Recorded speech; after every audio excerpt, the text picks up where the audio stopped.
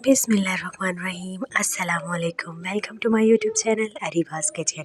आज आपके लिए बहुत आसान आटे की हलवे की रेसिपी लेकर हाज़िर हुई हूँ।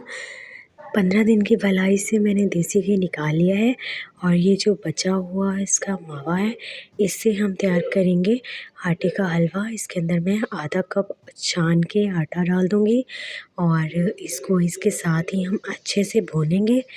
इसको ब्राउन होने तक पकाएंगे, गोल्डन ब्राउन हो जाएगा। फिर हम इसमें 2 चीज़ें ऐड करेंगे। अब इसकी बहुत अच्छे से हम भुनाई करेंगे।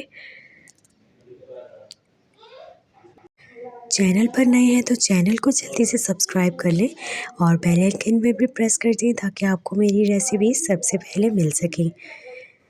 यहाँ देखिए ब्राउन होना स्टार्ट हो गया है। अब इसको अच्छे से हम साथ साथ हिलाते जाएंगे ताकि ये नीचे ना लगे। फ्लेम हमारी मीडियम टू हाई है। उसी के ऊपर हम इसको अच्छे से भूनेंगे और गोल्डन ब्राउन करेंगे। अब इसके अंदर ऐड कर रही हूँ मैं 3 टेबलस्पून शुगर